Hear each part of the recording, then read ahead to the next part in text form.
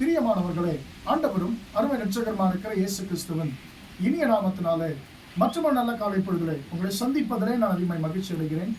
இந்த நாள் முழுவதுமாக நீங்கள் செய்கிற எல்லா காரியத்திலையும் கர்த்தருடைய கரம் உங்களோடு கூட இருந்து உங்களுக்கு ஜெயத்தை கொடுப்பதாக.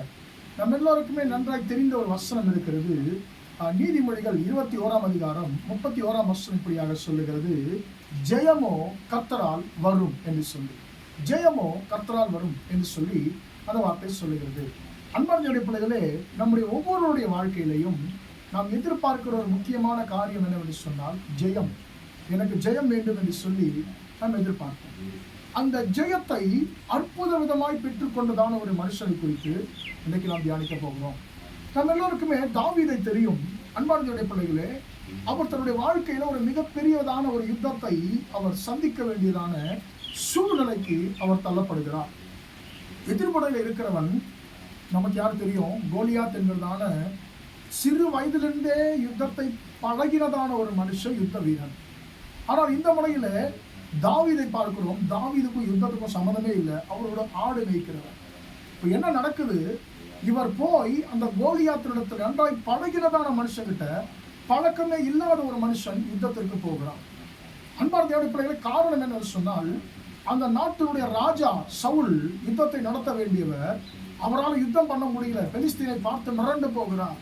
ஐயோ, நான் என்ன செய்யறது எனக்கு தெரியல என்று சொல்லி கோலியாத்தை பார்த்து அவருக்கு யுத்தம் செய்யவே முடியாமல் போகிறது, நடுங்குகிறார். ஆனால் தாவீது வருகிறார். தாவீது ஒரே ஒரு வார்த்தை சொல்லுகிறார், இந்த யுத்தம் என்னதல்ல, இந்த யுத்தம் கர்த்தருடையது என்று சொல்லி, அவர் தான் எனக்கு ஜெயத்தை கொடுப்பான்னு சொல்லி அவர் என்ன செய்தார்னு சொன்னால் ஆண்டவர் மேலே சார்ந்து கொண்டார்.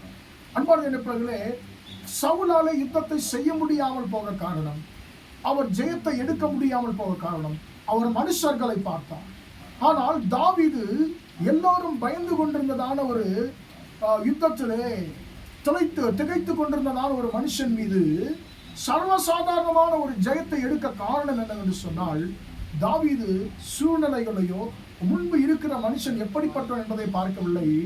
என் சூழ்நிலைகள் எப்படியா இருந்தாலும், என்னோடு யுத்தம் பண்ணுகிற மனுஷன் யாராயிருந்தாலும், அவர் எவ்வளவு பெரியவராக இருந்தாலும், எனக்குள்ள இருக்கிற தேவன் அவர் பெரியவர், அவர் தான் ஜெயத்தை கொடுப்பார் என்று சொல்லி கர்த்தரை சார்ந்து கொண்டு அந்த யுத்தத்திற்கு போனார்.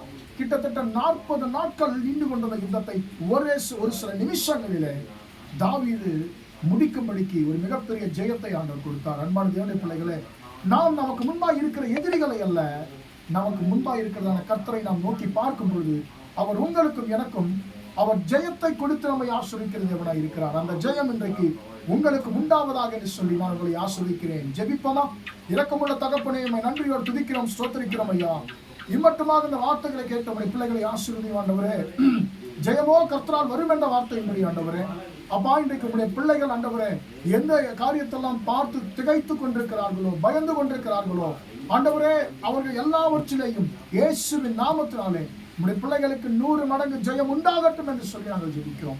இதனால் முழுவதுமாய் நம்முடைய பிள்ளைகள் செய்கிற எல்லா காரியத்திலையும் நம்முடைய கரம் கூட இருந்து ஆசீர்வதிக்கட்டும் என்று இயேசுவின் நாமத்தில் ஒப்புக் கொடுத்து ஜெபிக்கிறேன், ஜீவனுள்ள நல்ல பிதாவே. ஆமென், ஆமென். பிரியமானவர்களே, கர்த்தர் உங்களை ஆசீர்வதிப்பார். Praise the Lord, praise the Lord.